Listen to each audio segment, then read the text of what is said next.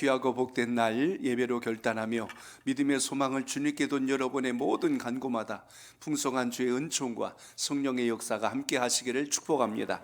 말씀의 제목 같이 나눕니다. 탄식하시는 하나님. 탄식하시는 하나님. 아멘.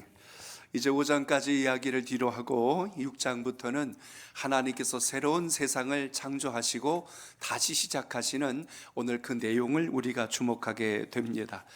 심판과 저주라고 하는 것과 그리고 일어나는 모든 원인이 어디에서 있을까? 성경은 우리에게 분명히 말씀합니다. 그건 타락의 원인이 있었고 또 하나는 부패함이 있었다라는 것을 우리가 살펴보았습니다. 마찬가지로 이 타락이 극에 다다르면 하나님께서 진노하시고 심판하실 수밖에 없다는 걸 보여준 대표적인 장면이 오늘 이 6장에서 이제 우리에게 증거되기 시작합니다. 그러니까 세상의 모든 것이 다 썩고 없어집니다. 그런데 사라지지 않는 게 하나 있어요. 바로 죄라고 하는 겁니다. 죄는 여러분 아무리 가리고 덮는다고 해서 없어지는 게 아니라 하나님께서 그걸 보고 계시거든요.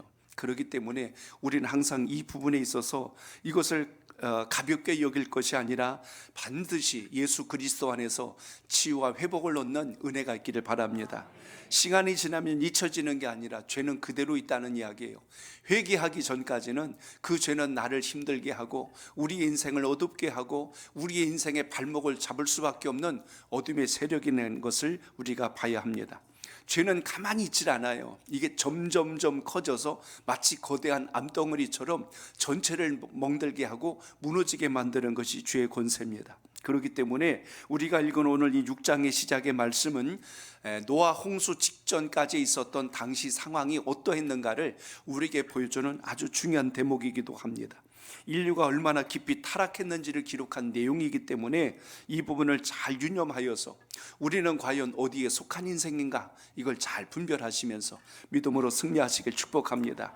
특히 오늘 우리가 지난번 창세기 1장과 2장을 읽어보셨습니다. 하나님이 세상을 창조하실 때 얼마나 아름답고 멋지게 지어주셨는가를 우리는 알고 있어요. 보시기에 심히 좋았더라. 모든 질서가 평안 안에서 이루어진 세계가 에덴 동산에서 완성이 됐습니다. 그런데 3장 이후부터 인간의 죄와 그 타락함에 대해서 시작하는 내용이 뭐였어요? 하와가 선악을 알게 하는 열매, 그건 먹지도 말고 만지지도 말라 했는데 그걸 손을 대고 결국은 그것을 먹음으로 인하여 마치 자기 자신은 하나님과 같이 되는 줄 알았죠. 그런데 그로 인하여서 하나님과 단절되고 에덴 동산에서 쫓겨날 수밖에 없는 비극적인 상황을 만나게 됐습니다. 그 이후에 일어난 사건들의 가장 대표적인 것이 오늘 이 6장에 나타났어요. 우리 흔히 하는 말로 가인의 후예들이라고 하지 않습니까? 가인과 아벨이 하나님께 제사를 드렸는데 아벨의 제사를 하나님이 받으시고 가인의 제사를 받지 아니하시자 가인이 그 마음속에 시기하는 마음이 들어왔어요. 시기는 질투로 변했고 질투는 분노로 바뀌었고 분노는 결국 미운 감정이 극에 다다라서 살인으로까지 이어졌습니다. 하나님은 안타까운 상황에서 가인을 버리지 아니하시고 그를 내쫓긴 하시되 그들 나름대로 민족을 이루게 하셨는데 이게 오늘 이제 본문에 등장하는 그 세력이 됩니다. 오늘 본문에 보면 여기 사람의 딸들이라고 이야기했는데 흔히 말한다면 이들은 가인의 후예들이에요. 그들이 민족을 이루고 형성하여서 살아가는 것을 보게 됩니다. 그렇다면 여러분, 아브라함과 하와가 이제 하나님의 복을 이어받을 만한 아벨이 죽음으로 인하여 끝이 난 게 아니잖아요. 누굴 낳았어요? 셋을 낳게 됩니다. 셋을 낳게 되고 그리고 에노스를 통하여 다시 믿음의 계보가 쭉 이어진 걸 우리가 봤어요. 그래서 5장에 보시면 최소한 하나님의 백성들을 통하여 하나님은 거의 900세에 육박한 평균 900세를 넘는 인생을 살도록 하나님이 역사해 주셨는데 오늘 그 민족들이 또 형성돼 나가는 과정 속에 오늘 일어난 사건이 이제 6장에서 맞닥뜨리게 되는 거예요. 그래서 오늘 6장에 보시면 하나님의 아들들 이렇게 나와요. 그리고 사람의 딸들 이렇게 나옵니다. 자, 하나님의 아들들이 누구겠어요? 셋의 후손들이에요. 하나님을 찾고 하나님 앞에 예배하고 주님께 경배하는 백성들, 그들과 누가요? 가인의 후예들, 하나님을 멀리 떠났던 백성들. 그러니까 한쪽은 하나님을 찾는 백성들이고 하나는 하나님을 떠난 백성들이요. 근데 그들이 어떻게 하고 있어요? 지금 만나고 있는 거예요. 여기서부터 우리 인생이 왜 죄악에 허덕이고 하나님의 뜻과 멀어졌는지를 우리가 6장이란 대목에서 우리가 살펴봐야 한다는 것입니다. 그렇기 때문에 5절에 보시니까 뭐라고 그랬어요? 사람의 죄악이 세상에 가득했다고 오늘 기록했어요. 가득하다는 건 빈틈없이 꽉 찼대요. 인생들의 죄가 어느 특정 지역에만 몰려있는 게 아니라 사람이 있는 곳마다 뭐가 있다? 죄가 있대요. 그리고 오늘 이 말씀을 따라서 다음 6절에 보니까 땅 위에 사람 지으셨음을 한탄하사 하나님께서 마음에 근심하셨더라라는 대목이 나옵니다. 자, 오늘 우리는 여기서부터 오늘 본문의 이야기를 풀어나가야 합니다. 하나님은 오늘 지금 어떤 모습으로 비춰지고 계시면 탄식하시는 하나님으로 성경에 기록합니다. 또 하나, 전능하신 하나님도 과연 근심한다는 게 말이 될까? 이런 생각이 우리 마음속에 들어올 수도 있다는 것입니다. 그럼 그 근심은 내가 사람을 잘못 만들었어 하고 후회하시는 것일까? 하나님은 완전하고 온전하신 분인데 왜 이렇게 불량품을 제작하셨을까? 이런 생각도 우리는 들어올 수가 있어요. 그러나 오늘 본문이 분명히 말합니다. 인간의 죄가 깊어지면 깊어질수록 하나님의 마음은 슬퍼질 수밖에 없구나 하는 걸 우리가 여기서 봐야 돼요. 이 본문을 통하여 주의 본질, 그리고 하나님의 그 거룩함이 훼손당할 때 하나님의 심정은 어떠한가를 우리가 봐야 합니다. 자식을 낳을 때 미역국을 먹어요. 그래서 자식이 속썩이면 그런 말 하잖아요. 내가 이놈을 낳고 미역국을 먹었네 하고 나중에 속상한 마음을 그렇게 표현합니다. 태어났을 때는 세상에 물고 빨고 세상에 이렇게 귀한 자식이 없는 거예요. 아이고 이놈 봐라 기네 하고 막 좋아하고, 어느 날 말한다고 박수 쳐주고, 어느 날 엄마 아빠니까 야 얘가 말한다고 이렇게 좋아하는데 어느 날부터 이놈이 쫙 자라더니 삐딱선을 타기 시작하네. 거짓말을 하고 대들기 시작하고, 그리고 불순종하기 시작하고, 지 잘났다고 이렇게 가고, 그때부터 속이 터지고 가슴이 터지고 마음이 미어지는 거예요. 그래서 입에서 나온 말이 내가 저놈을 낳고 미역국을 먹었네, 그 소리가 나오는데, 지금 하나님께서 사람을 지어 놓으시고 그 사람을 보실 때 근심하시는 거예요. 어찌하여 저들이 저렇게 갈까? 안타까워하시는 하나님의 심정이 오늘 본문에 드러납니다. 여기서 유념하셔야 될 것은 하나님이 사람 지으심을 후회하셨다는 뜻이 아니에요.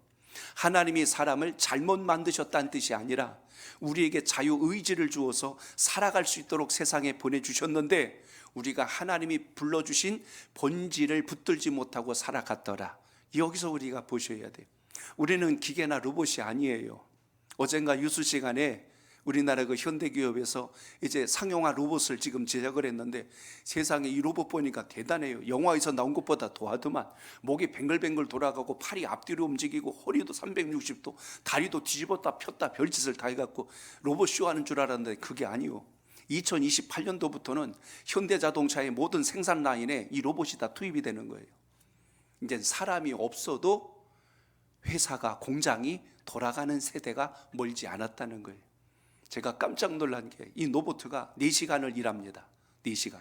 아이고 그럼 못 쓰겠구나 했더니 4시간쯤 되면 로봇이 가가지고 자기 몸에 배터리를 빼서 새 걸로 갈아 끼고 다시 가서 일해.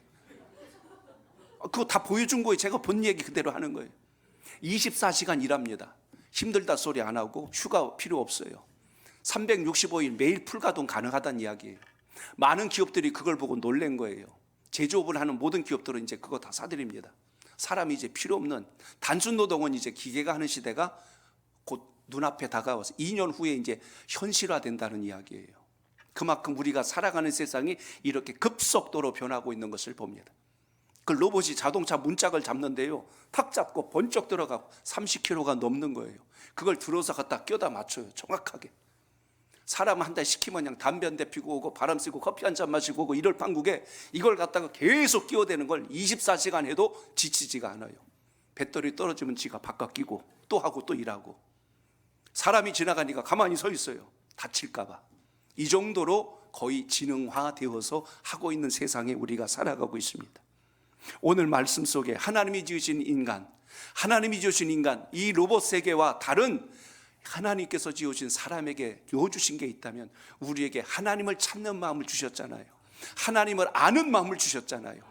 아담과 하와를 통하여 아벨이 죽었지만 셋과 그의 후손들인 그 에노스를 통하여 믿음의 계보를 잇도록 하나님이 세워주셔서 그들은 하나님을 찾는 백성들로 오늘 본문에 하나님의 아들들로 세워졌고, 가인의 후예들은 하나님과 점점 더 멀어져서 에덴의 동쪽을 향하여 멀리 떠난 백성들로 모여서 살기 시작을 했는데, 이 둘이 만나니까 오늘 어떤 일이 일어났어요? 죄가 가득하고. 결국 여러분, 더러운 것과 깨끗한 게 만나면 깨끗해지지가 않아요. 같이 더러워져 버렸어요. 그래서 셋의 후손들도 죄가 관영한 곳에 함께 물들어 버렸더라. 오늘 본문이 그것을 말씀합니다. 결국 이렇게 벌어진 상황이 오늘 본문에 드러난 현실적인 부분이란 걸 보게 됩니다. 죄를 지으면 죄가 없어진 게 아니라 죄가 계속 쌓여져 가는 거예요. 당장은 아무 일도 일어나지 않으니까 괜찮은 줄 알았어요. 그런데 그 죄가 쌓여지자 마침내 하나님께서 진노하셔서 더 이상 두고 보실 수가 없어서 모든 걸 지워버리고, 컴퓨터로 말하자면 포맷을 시키고 초기화시켜서 다시 시작하시겠대요. 하나님이 그동안 만드신 모든 하늘과 땅과 물속에, 근데 다행히 물속에 사는 물고기들은 안 죽었어.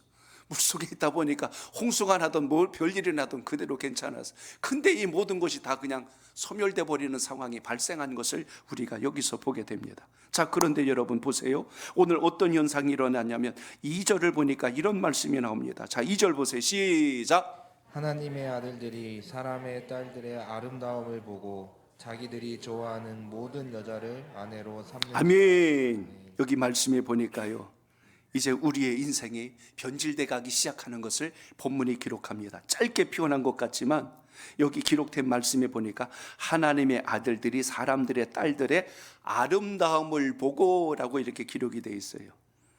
그러니까 남자가 여자의 짝지을 때요, 자기 아내로 만들 때, 그리고 가정을 이룰 때 그 사람이 성품이 어떤지 신앙이 어떤지 이런 거 다 필요 없어요. 일단은 예쁘면 돼.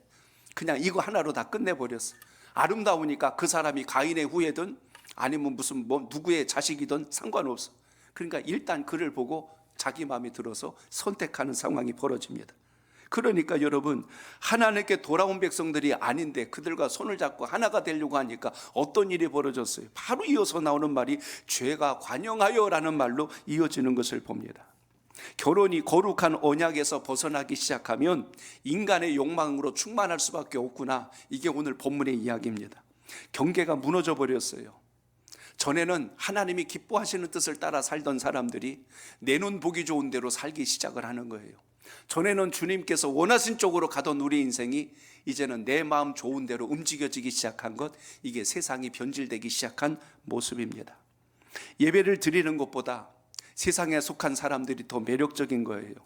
그러니까 그 모습이 자기 눈에 들어오니까 예배를 다 팽개쳐 버리고 하나님 찾는 거 다 버려버리고 세상 방법대로 살아가는 그 낙에 도취되어서 살아갔더라. 이렇게 기록이 되어 있습니다. 창세기 2장에 보면 하나님이 세우신 결혼 원리가 나옵니다.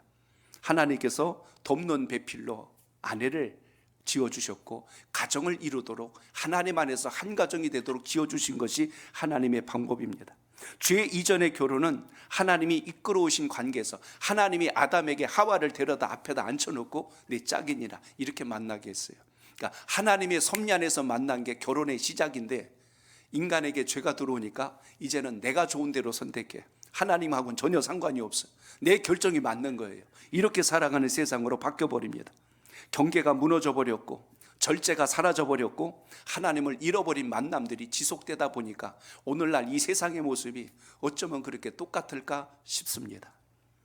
가인의 길은 지금 인간의 문명이 점점 발달함에 따라 사람의 방법으로 모든 게 결정되어 가고 있음을 우리가 이 장면에서 주목하셔야 합니다.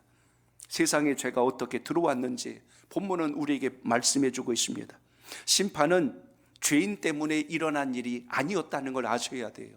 가인의 후예들은 어차피 하나님과 무관했기 때문에 버려진 백성들이에요. 끝장난 인생들이었어요.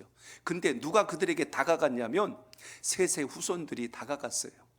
그리고 그들과 손을 잡았어요. 아리따움에 반해서 그들과 가정을 이뤄버렸어요. 그래서 하나님을 버리고 세상의 방법대로 살아가기 시작합니다. 자, 이쯤이면 답이 나오죠. 세상이 왜 이렇게 악해요? 라고 말할 때 왜 세상이 악할까를 뒤집어 놓고 생각해 보면 답이 나옵니다. 우리는 흔히 생각하기에 정치하는 사람들이 정치를 잘못하고 제도와 법을 잘못 세워서 나라가 어렵습니다. 그렇게 말합니다. 어떤 사람들은 경제적으로 모든 경영하고 이끌어갈 책임자들이 윤리도덕으로 타락하고 변질돼서 우리 경제가 무너졌습니다. 그렇게 말하는 사람도 있습니다. 노동자들이 일은 안 하고 데모하고 노조 만들어서 시위하고 싸움박질만 하니까 회사가 망하고 무너져서 그렇습니다. 이렇게 말하는 사람도 있어요. 그런데 근본적인 이유가 어디 있는가를 잘 보세요. 하나님의 아들들이 사람들의 딸의 아름다움을 보고 자기가 좋아하는 모든 여자를 아내로 삼아요. 바꿔 이야기합니다. 교회가 교회로서의 역할을 성실하게 수행하지 않고 세속적인 방법을 따라서 계속 세상과 손을 잡는 한 이 세상은 결코 달라질 수 없구나라는 것을 우리가 여기서 또 한번 보게 됩니다. 교회는 하나님의 백성들로 세세 후손들로 모여 있는 것이 교회 공동체예요.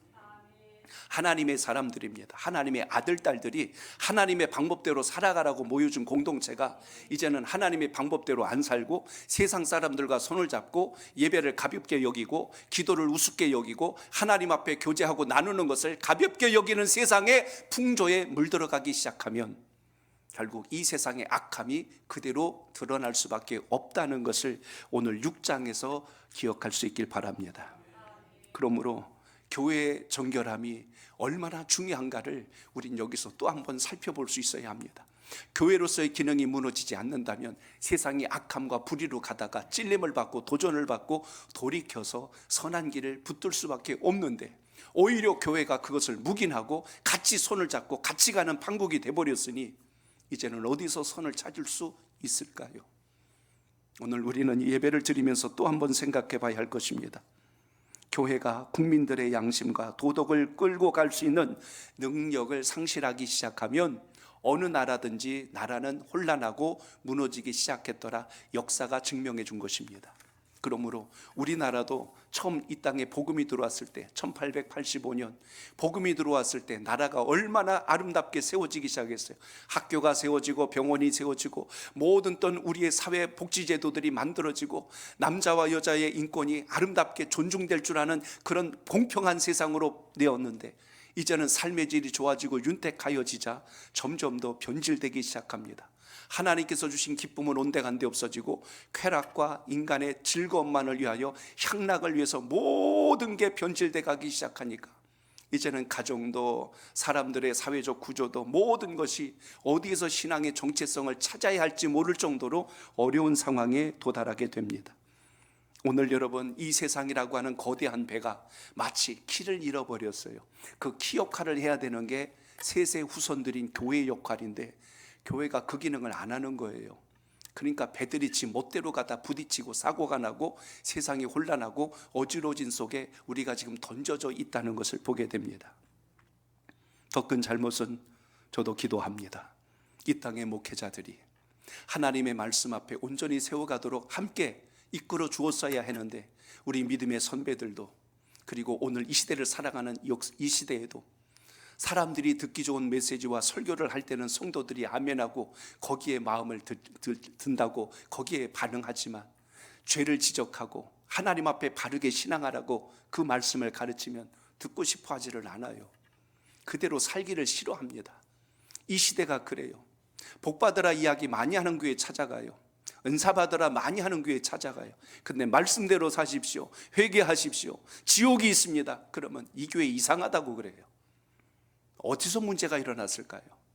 오늘 우리 살아가는 시대가 그렇게 변질돼 가고 있습니다.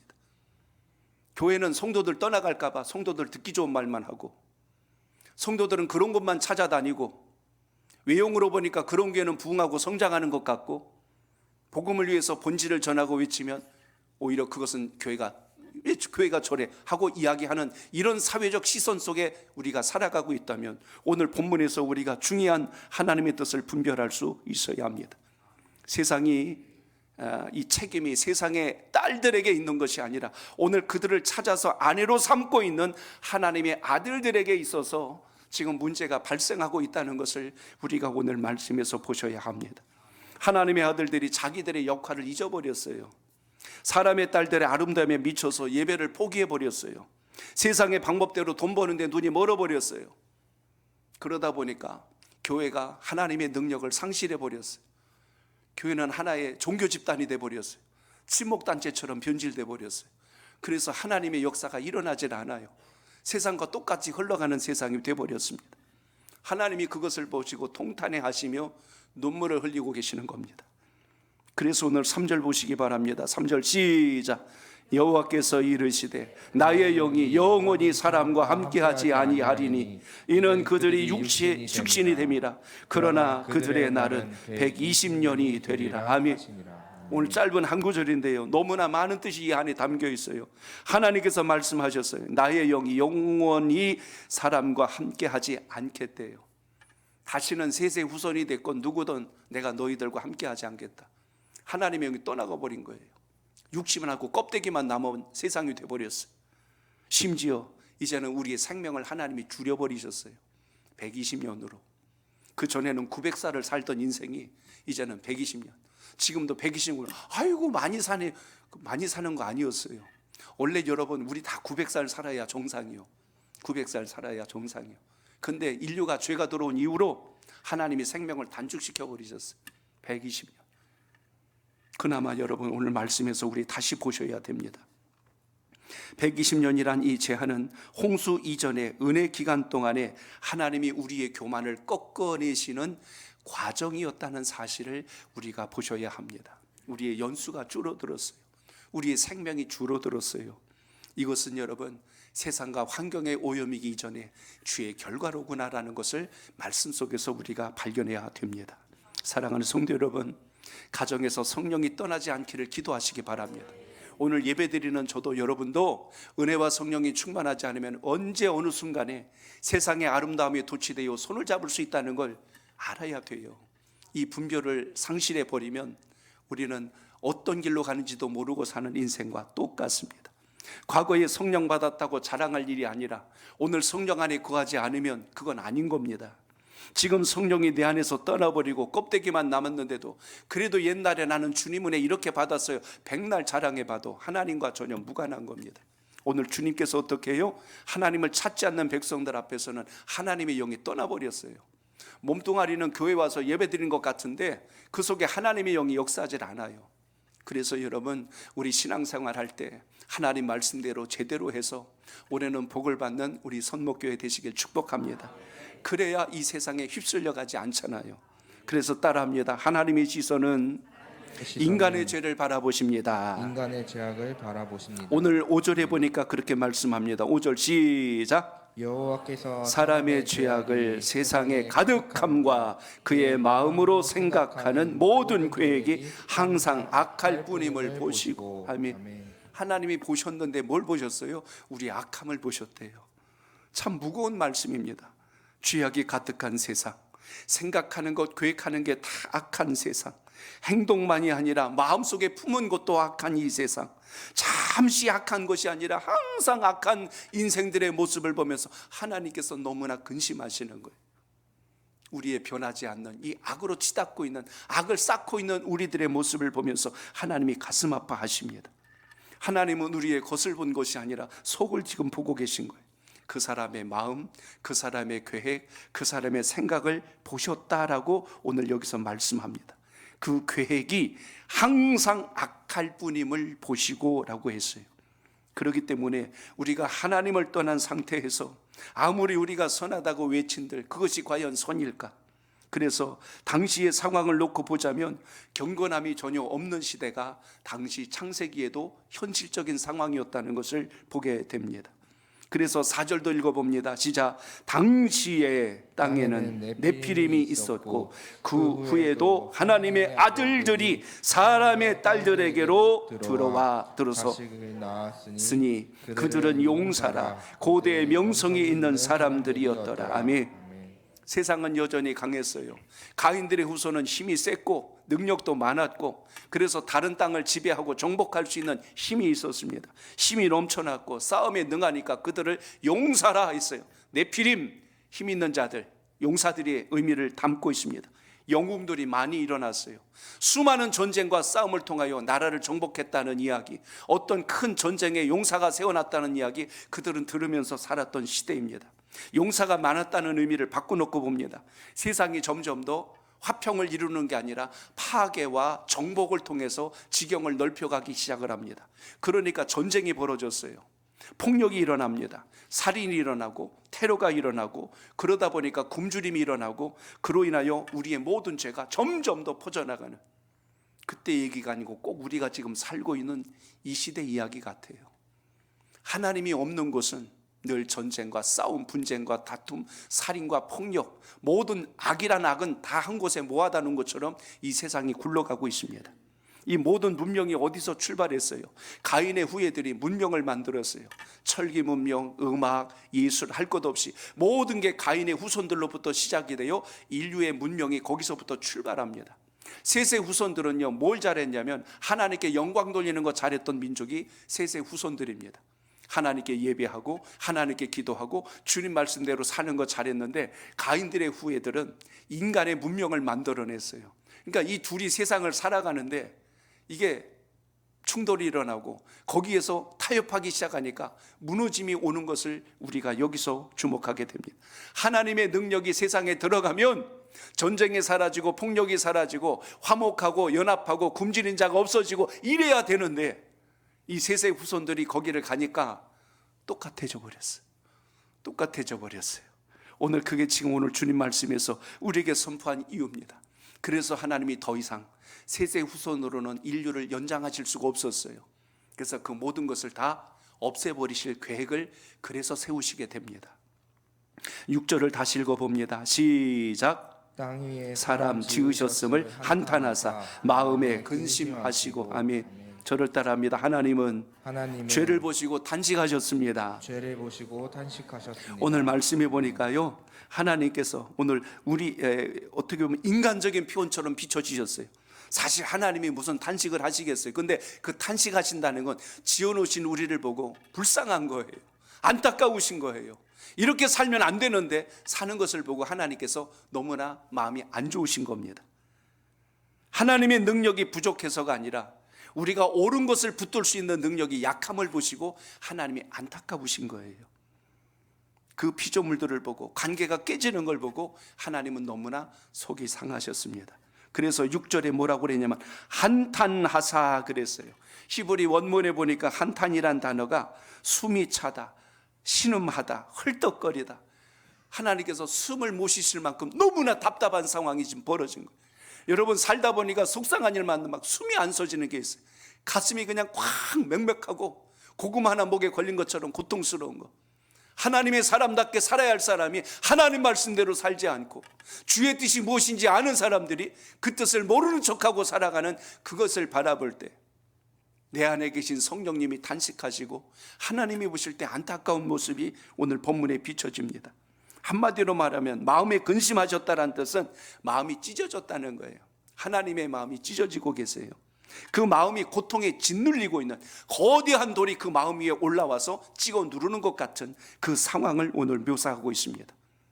이미 우리가 5장에서 본 것처럼 하나님의 백성들이 주님의 말씀과 함께 하다가 그들은 900년이 넘도록 살았고 그렇게 평안한 삶을 누리고 있다가 가인의 후예들이었던 사람의 딸들을 보고 그 아름다움에 도취되어서 하나님이고 예배고 뭐고 다 필요 없는 거예요. 그리고 그냥 오로지 거기에 마음이 다 뺏겨버린 거예요. 오늘 이런 상황이 당시의 시대적 상황을 그대로 반영합니다. 이로 인하여서 일어난 결과가 그 다음 우리 11절에 보니까 그때에 온 땅에 하나님 앞에 부패하여 포악함이 땅에 가득하였다라고 기록하고 있습니다. 여러분 거기 12절 보세요. 12절 시작. 하나님이 보신즉 땅이 부패하였으니 이는 땅에서 모든 혈육 있는 자의 행위가 부패함이에요. 5절에서도 사람의 죄악이 세상에 가득하였더라. 그 가득하였던 그 죄악으로 인하여 그 범위가 점점 더 넓어졌더라. 그 말씀합니다. 결국 하나님께서는 심판을 선언하실 수밖에 없다. 7절에서 말씀합니다. 내가 창조한 사람을 어떻게 하시겠대요? 지면에서 쓸어버리리라. 다 지워버리시겠다고 하나님께서 너무나 두렵고 떨리는 말씀을 하십니다. 죄에는 반드시 뭐가 따라온다? 결과가 따라온다는 것을 우리 모두 잊지 않길 바랍니다. 그렇기 때문에 인간은 계속하여 악한 길을 선택했고 결국 심판은 불가피한 상황이었다는 것을 오늘 6장에서 설명합니다. 요까지 내용을 모르는 사람들은 그럴 거예요. 아유, 하나님 힘들게 사람 지어놓으시고 왜 그렇게 한 번에 다 날려버리십니까? 아이고, 하나님 너무 무서운 분이시네. 근데 그 무서우신 하나님이 왜 그러셨을까를 알고 나면 하나님께서 오죽하셨으면 그러셨을까? 하나님이 오죽하셨으면 그러셨을까? 우리는 그 대목을 봐야 한다는 것입니다.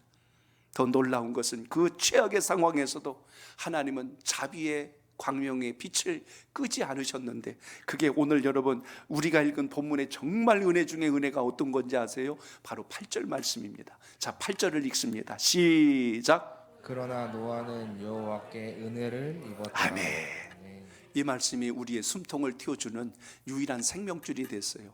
한번 따라합니다. 은혜를 입어야 삽니다. 입어야 삽니다. 아멘. 하나님의 사람이 주님의 은혜를 입어야 살지.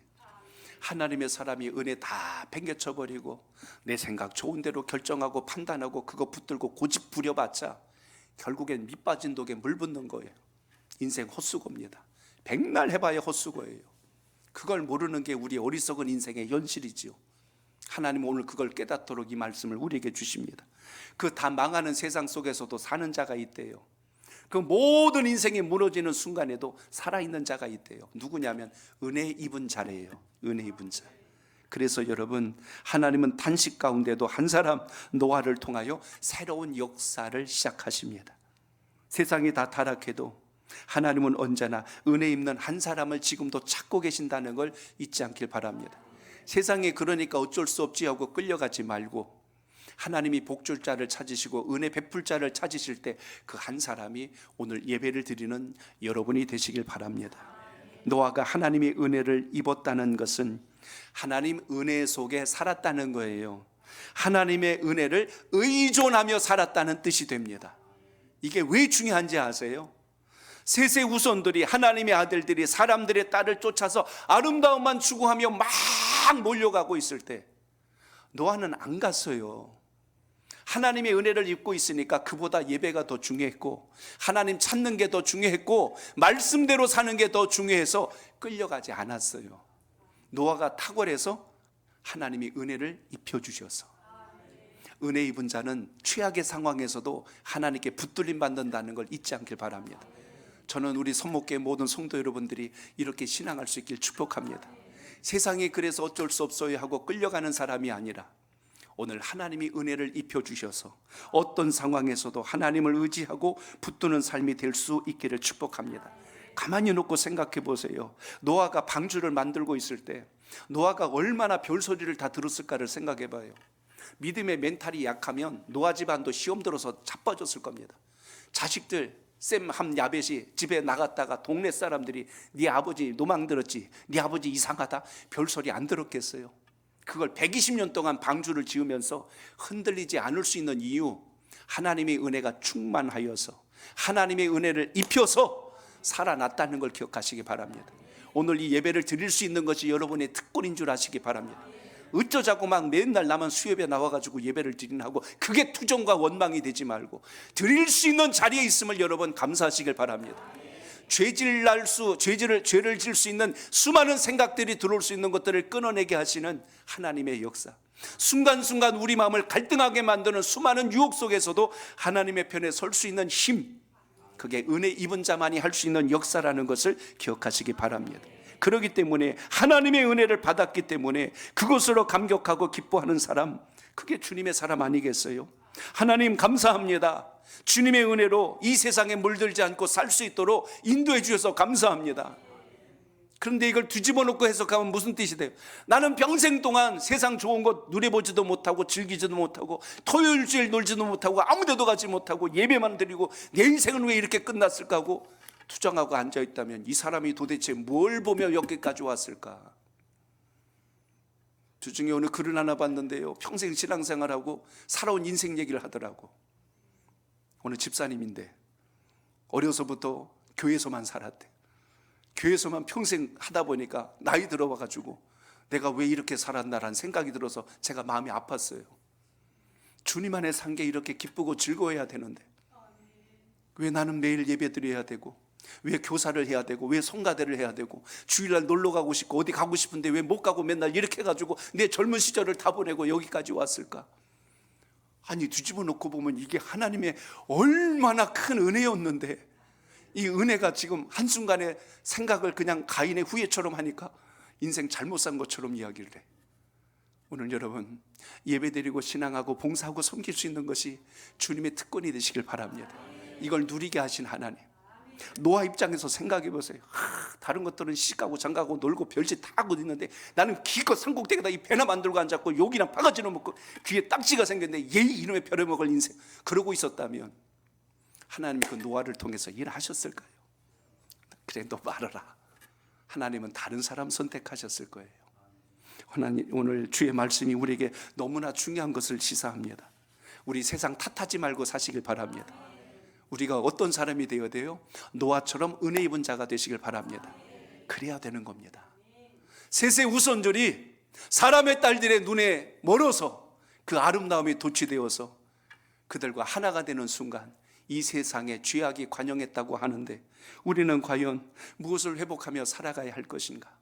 오늘 다시 한 번 더 이 귀한 예배를 통해서 하나님께 붙들림 받은 것이 왜 복인가? 우리 자녀들이 말씀 안에 사는 게 왜 복인가? 자식이 지금 자기 생각대로 잘하는 것 같고 성공하고 출세하는 것 같고, 근데요, 하나님 떠나버리면 가인의 후회와 다를 바가 없습니다. 우리 분명하게 믿음 안에서 자녀들을 양육하시기 바랍니다. 공부 조금 못해도 하나님 앞에 올곧게 가는 인생이 반드시 하나님께 붙들림 받는다는 것 잊지 않길 바랍니다. 성경 말씀이 우리에게 그걸 증명해 주잖아요. 그러므로 오늘 여러분 세 가지가 회복되셔야 돼요. 우리의 마음이 하나님 보실 때 좋아야 합니다. 하나님이 여러분의 마음을 보시고 근심하지 않도록 우리 마음이 회복되어야 합니다. 하나님은 우리의 마음과 계획을 보시고 근심하셨어요. 그래서 우리 마음이 하나님께서 감동하실 만한 변화가 있길 바랍니다. 또 하나 관계 회복입니다. 하나님과의 관계가 단절되면 아무리 세상에서 날고기는 인생이 되고 뭘 잘한다 할지라도 인류의 문명을 만든 가인의 후예들이 결국 죄로 인하여 전쟁과 분열과 파괴와 살인과 폭력과 악을 낳는 것밖에 이 세상이 그렇게 돌아가잖아요. 그렇기 때문에 하나님과의 관계를 다시 잘 회복할 수 있는 믿음의 지혜가 있길 바랍니다. 하나는 예배가 회복되시길 바랍니다. 예배 무너지면 안 돼요. 2026년도 여러분도 예배 잘 들으셔야 되지만 우리 자녀들이 예배가 무너지지 않도록 믿음으로 양육하고 훈육하시길 바랍니다. 그래야 삽니다. 가정도 살아요. 오늘 노아가 살 수 있었던 이유는 하나님의 은혜가 입혀졌기 때문에 가능했습니다. 그렇기 때문에 오늘 이 귀한 예배를 드리면서 하나님이 단식하는 그런 우리들의 모습이 아니라 주님 보실 때 주님께서 은혜를 부으시고 복을 부으시기에 늘 날마다 기뻐하실 만한 바로 이런 모습으로 변화되고 거듭날 수 있도록 이 신앙 가지고 승리하는 우리 온 성도들 되시기를 주의 이름으로 축복합니다.